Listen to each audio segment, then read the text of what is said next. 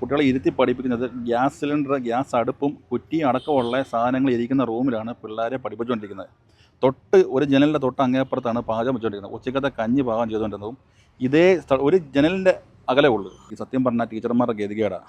അവർക്ക് മറ്റു മാർഗങ്ങളില്ല. സർക്കാർ സ്കൂൾ കെട്ടിടം അപകടാവസ്ഥയിലാണ് എന്ന് ചൂണ്ടിക്കാട്ടി പലതവണ പരാതി നൽകിയിട്ടും ഒരു നടപടിയും ഉണ്ടാകുന്നില്ല എന്ന ആരോപണവുമായി രക്ഷിതാക്കൾ.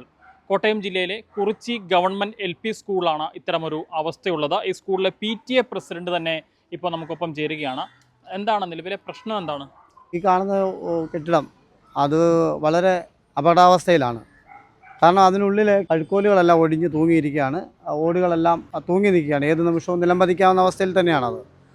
കഴിഞ്ഞ 2 വർഷമായിട്ട് ഇതിൻ്റെ ഈ ശോചനീയാവസ്ഥ കാണിച്ചുകൊണ്ട് ഞങ്ങൾ സർക്കാർ തലത്തിൽ, പഞ്ചായത്ത് തലത്തിൽ പരാതി കൊടുക്കുകയും അവരത് നോക്കുകയും ചെയ്തിട്ടുണ്ട്. പക്ഷേ അതിന് കാര്യമായ ഒരു തീരുമാനം ഉണ്ടായിട്ടില്ല. അത് കാരണം കുട്ടികളെ ഞങ്ങൾക്ക് അവിടെ ഇരുത്തി പഠിപ്പിക്കാൻ പറ്റാത്തൊരവസ്ഥയാണ്. 2 വർഷമായിട്ട് ഫിറ്റ്നസ് കൊടുക്കുന്നുമില്ല. എങ്കിൽ പോലും കുട്ടികളെ ഞങ്ങൾക്ക് പഠിപ്പിക്കാൻ വേറെ നിർവാഹമില്ലാത്തതിനാൽ ഇപ്പം ഉള്ള കെട്ടിടം, ഫിറ്റ്നസ് കിട്ടിയിരിക്കുന്ന ഒരു കെട്ടിടത്തിൽ മാത്രമാണ് ഞങ്ങൾ കുട്ടികളെ എല്ലാം ഇരുത്തിയിരിക്കുന്നത്. അതും വളരെ ബുദ്ധിമുട്ടിയാണ്. മൊത്തം കുട്ടികളെ അങ്ങോട്ടേക്ക് മാറ്റിയിരിക്കുകയാണ്. മൊത്തം കുട്ടികളെ ഞങ്ങൾ ആ കെട്ടിടത്തിലേക്ക് മാറ്റിയിരിക്കുകയാണ്. തുടർന്ന് ഞങ്ങൾ ഈ അപകടാവസ്ഥയിലായിട്ടുള്ള കെട്ടിടം പൂട്ടിയിട്ടിരിക്കുകയാണ്. കാരണം അതിനകത്ത് കുട്ടികളെ ഇരുത്തി, ഞാനൊരു രക്ഷിതാവും കൂടെ അല്ലേ. അപ്പോൾ എനിക്ക് എൻ്റെ കുട്ടികളെക്കുറിച്ച് ആശങ്കയുണ്ട്.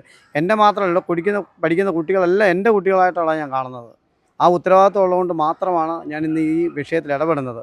പല പ്രാവശ്യമായിട്ട് ഞങ്ങൾ പഞ്ചായത്തിൽ പോയി പരാതി കൊടുക്കുകയും പഞ്ചായത്തുകാർ ആദ്യം പറഞ്ഞ് 15 ലക്ഷം രൂപ അനുവദിക്കാമെന്ന് പറഞ്ഞു. അത് പിന്നീട് 11 ലക്ഷമായി. അത് കുറച്ച് കഴിഞ്ഞപ്പോൾ അത് 8 ലക്ഷമായി. എങ്കിൽ പോലും അവിടെ നിന്നൊരു നടപടി ഞങ്ങൾക്കുണ്ടാകുന്നില്ല. അതിലാണ് ഞങ്ങൾക്ക് സങ്കടം. ഞങ്ങളുടെ കുട്ടികൾ പഠിക്കുന്നില്ലേ. നാളെ എന്തെങ്കിലും ഒരു വിഷയം ഉണ്ടായതിന് ശേഷം അയ്യോ അത് സംഭവിച്ചു പോയി എന്ന് പറഞ്ഞിട്ട് കാര്യമില്ലല്ലോ. ഞങ്ങളുടെ കുട്ടികളെ ഇവിടെ പഠിപ്പിക്കണമെന്നുണ്ടെങ്കിൽ ഇതിനൊരു തീരുമാനം ഉണ്ടാകണം സർക്കാർ തലത്തിൽ നിന്നും. നമ്മൾക്കത് നന്നാക്കി തന്നെ തരണം. കാരണം കെട്ടിടത്തിൻ്റെ മേൽക്കൂരയെന്ന് പറഞ്ഞാൽ വളരെ അപകടാവസ്ഥയിലാണ് ഇരിക്കുന്നത്. അത് നന്നാക്കി തന്നാലല്ലേ നമുക്ക് മുന്നോട്ട് പോകാൻ പറ്റുള്ളൂ. ടീച്ചേഴ്സ് വളരെയേറെ ബുദ്ധിമുട്ടുന്നുണ്ട്. ഇന്ന് തന്നെ ആ അപകടാവസ്ഥയിൽ കിടക്കുന്ന കെട്ടിടം ഒന്ന് തുറന്ന് അതിനകത്തൊരു വിഷ്വൽ എടുക്കാൻ നോക്കിയിട്ട് ടീച്ചർമാർ സമ്മതിക്കുന്നില്ല. അവർ പറഞ്ഞത് എടുക്കണ്ട. നമ്മൾക്കിവിടെ നമ്മുടെ കുട്ടികളുടെ സുരക്ഷിതത്വം കണക്കാക്കി മാത്രമാണ് നമ്മളിത് ചെയ്യുന്നത്. അല്ലാതെ നമ്മൾ ആരെയും കരിവാരി തേക്കാനോ ആരെയും ബുദ്ധിമുട്ടിക്കാനോ അല്ല.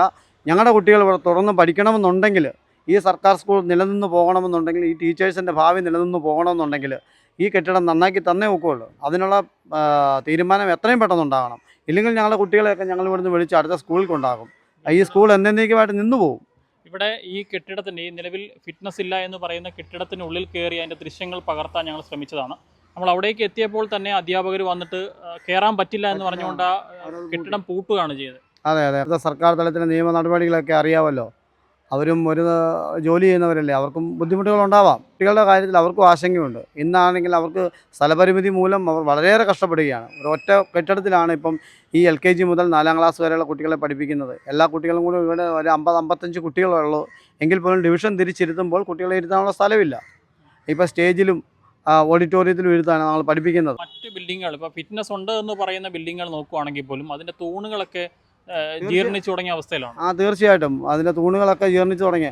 കാരണം ഈ കെട്ടിടത്തിന് രണ്ടും ഏകദേശം ഒരു 114 വർഷത്തെ പഴക്കമുള്ള കെട്ടിടങ്ങളാണ്.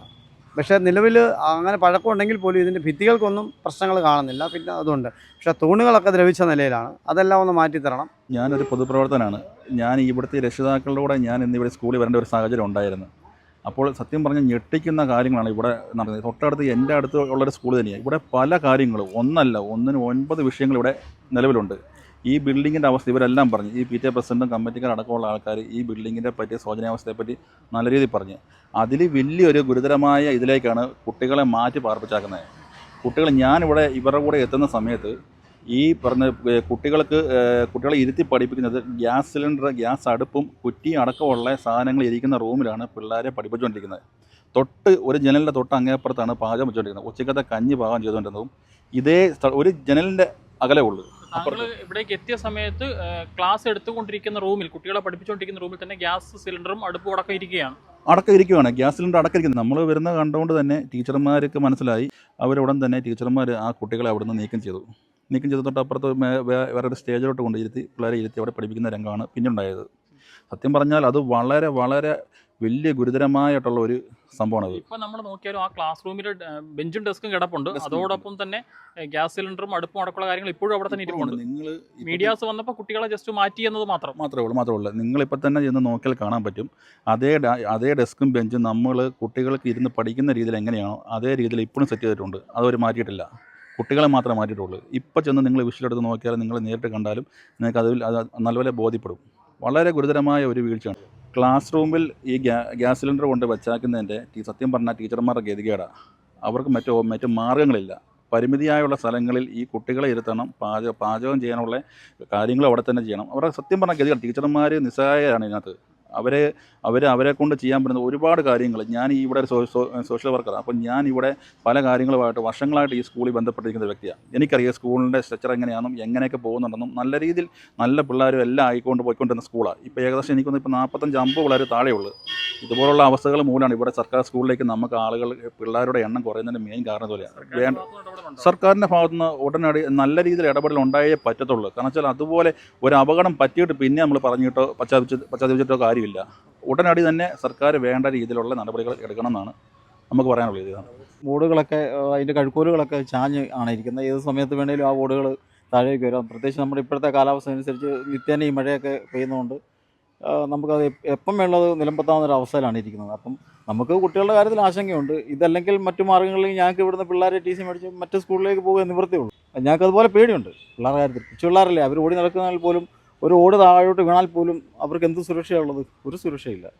അപ്പോൾ തീർച്ചയായിട്ടും അടിയന്തരമായിട്ട് സർക്കാരിൻ്റെ ഭാഗത്തു നിന്ന് ഇതിനൊരു തീരുമാനം ഉണ്ടായേ പറ്റൂ. ഇപ്പോൾ നമുക്കറിയാം ഈ സമീപകാലത്തൊക്കെ ഒരുപാട് കെട്ടിടങ്ങൾ ഇടിഞ്ഞ് വീഴുന്ന നമ്മുടെ മെഡിക്കൽ കോളേജിൻ്റെ അവസ്ഥ, ഇതുപോലെ തന്നെ സ്കൂൾ കെട്ടിടം ഇതിനു മുമ്പ് ഇടിഞ്ഞ് വീണുള്ള അവസ്ഥയൊക്കെ നമ്മൾ മാധ്യമങ്ങളിലൂടെയൊക്കെ നിത്യേന കണ്ടുകൊണ്ടിരിക്കുന്നതാണ്. അപ്പം അത് സംഭവിച്ചു കഴിഞ്ഞാൽ നമ്മൾ അതിനകത്തൊരു എന്താ പറയുക, സങ്കടപ്പെട്ടിട്ടോ അല്ല പ്രായശ്ചിത്തം ചെയ്തിട്ടോ കാര്യമില്ല. അപ്പോൾ അവിടെ ഉണ്ടാകാതിരിക്കാൻ അതിന് മുൻകൈ എടുക്കാമെന്ന് മാത്രമേ ഉള്ളൂ.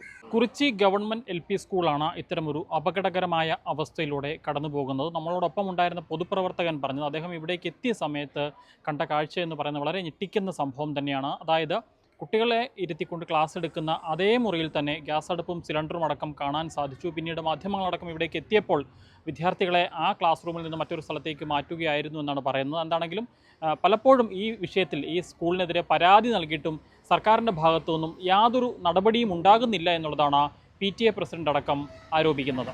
കോട്ടയം കുറിച്ചിയിൽ നിന്നും അരുൺ മലയിലിനൊപ്പം Rahul Irumbukuzhi, focus news TV.